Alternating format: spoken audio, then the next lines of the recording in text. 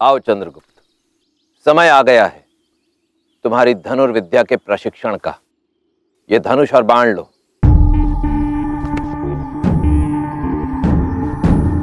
और उन पक्षियों का आखेट करो।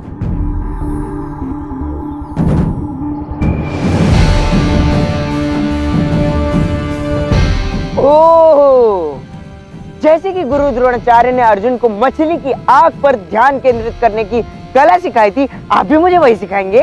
अच्छा अच्छा अच्छा अच्छा। पर एक बात मैं आपको बता दूं आचार्य, ऐसा कुछ भी नहीं होने वाला, क्योंकि ना मैं अर्जुन हूं और ना ही आप गुरु द्रोण। यदि आप मुझे 5 हाथ दूर किसी निश्चल लकड़ी के घोड़े पर भी लक्ष्य साधने को कहेंगे ना, तब भी मेरा निशाना चूकेगा ही। यदि तुम्हारा प्रलाप समाप्त हो गया हो तो प्रयास आरंभ करें।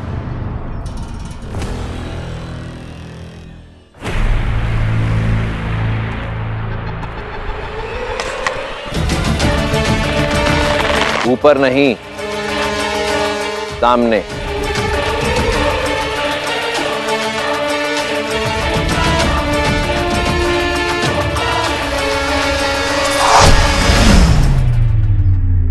पुनः प्रयास करो।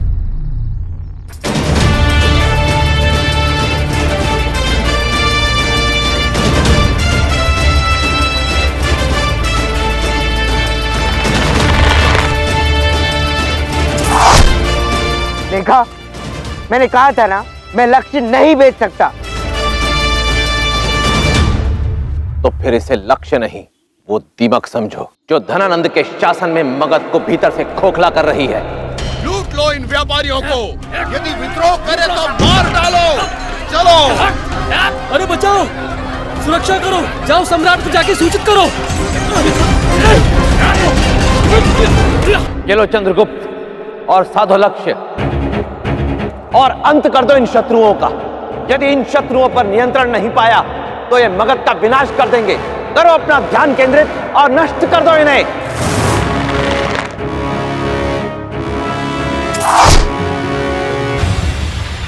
बचाओ, बचाओ, अरे बचाओ, अरे बचाओ, बचाओ, अरे बचाओ। तुम्हारा हर विफल प्रयास इस दीमक को और अधिक सशक्त कर देगा, जिसका फल भुगतेगी मगध की निर्दोष प्रजा।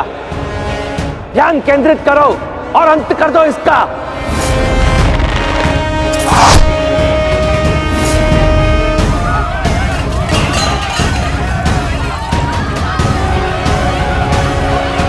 हमें शीघ्र ही ये समस्या सम्राट को बतानी होगी। अवश्य।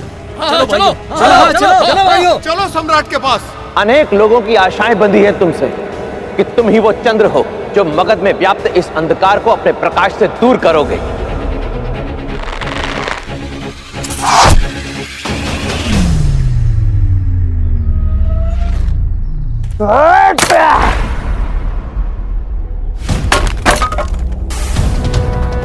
तुमने एक बार पुनः अपने क्रोध को अपने ऊपर हावी होने दिया है चंद्रगुप्त। अपने क्रोध को पालना सीखो, उसे अपने अनुसार चलाना सीखो, उसके अनुसार चलना नहीं। बस, अब बहुत हुआ ज्ञान।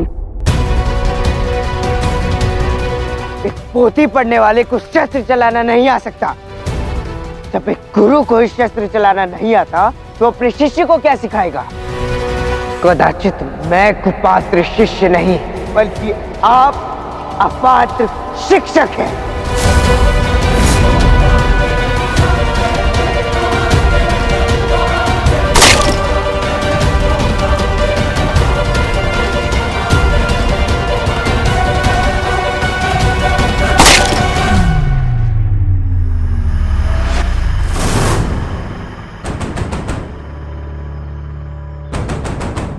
एक उत्कृष्ट धनुष बनाने में अत्यंत कड़ा परिश्रम और कौशल की आवश्यकता होती है।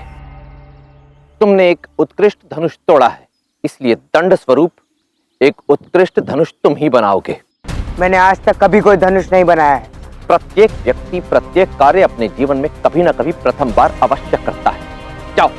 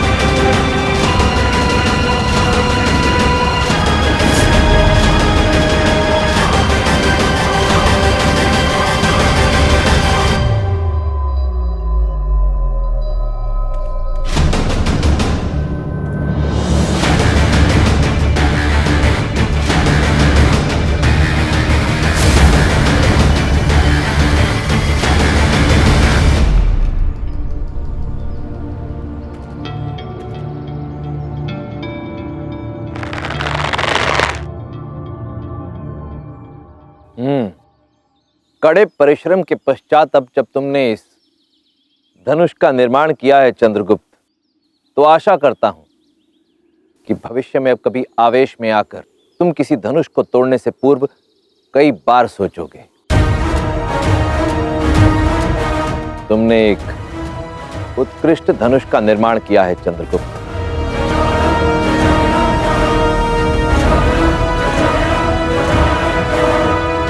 और अब समय आ गया है जब तुम्हें एक उत्कृष्ट लक्ष्य भी उपलब्ध कराया जाए।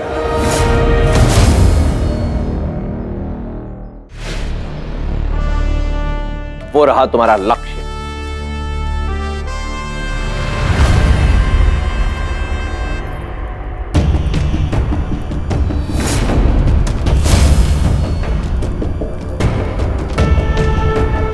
आपकी मति तो भ्रष्ट नहीं हो गई आचार्य।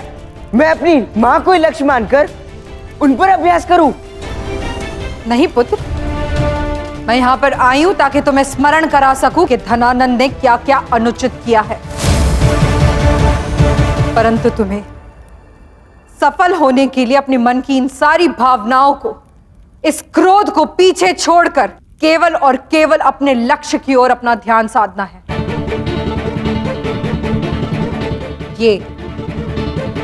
ये है तुम्हारा लक्ष्य, ये है तुम्हारा शत्रु।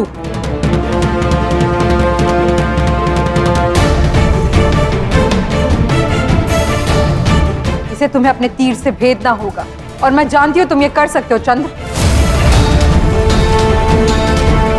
और यदि लक्ष्य चूक गया तो? नहीं, तुम कर सकते हो चंद्र। उठाओ धनुष और छोड़ दो बाण। अंत कर दो अपने शत्रु का, अंत कर दो धनानंद का।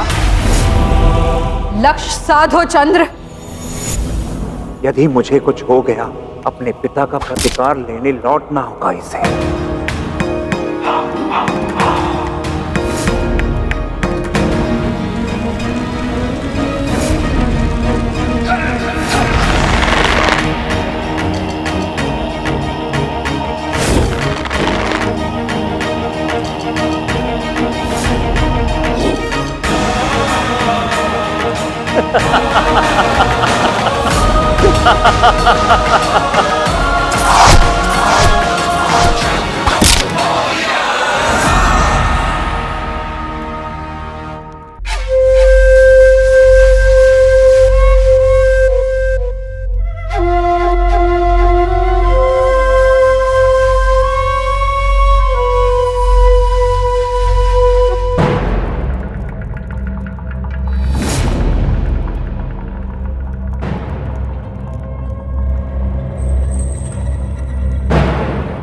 प्रतीत होता है कि ये वही लुटेरे हैं जिन्होंने मगध के व्यापारियों को लूटा। आज तो उनकी खैर नहीं। महामहिम, यही है वो लुटेरे जिन्होंने आपके मान सम्मान प्रतिष्ठा को ललकारा है। यही है वो। जानते हैं महामात्य, सभी संगीत वाद्यों में मुझे सबसे प्रिय वाद्य बांसुरी लगती है, क्योंकि ये एक साथ दो कार्य को साधती है। इसी बांसुरी की भांति ये लोग भी एक साथ मेरे दो कार्य सिद्ध कर रहे थे। ये महल का धन लूटने नहीं, अपितु मेरे धन की पुष्टि करने आए थे। परंतु महामहिम, ये तो हमारे सैनिक हैं।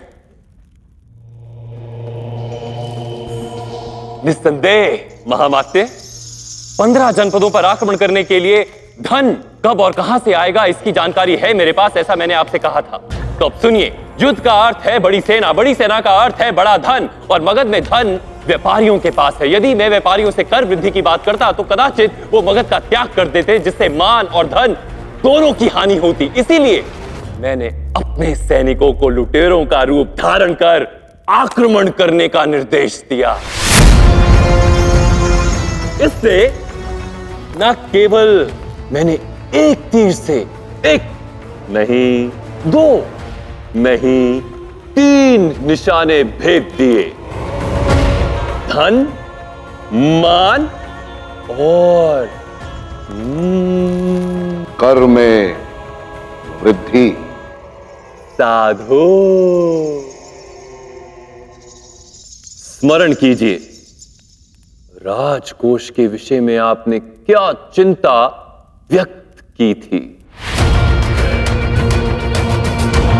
मगध और धनानंद का राजकोष कभी रिक्त नहीं हो सकता। साधो, ये धन भी अवश्य उस गुप्त स्थान तक पहुंचाया जाएगा और इस बार मैं उस स्थान का पता लगा कर ही रहूंगा।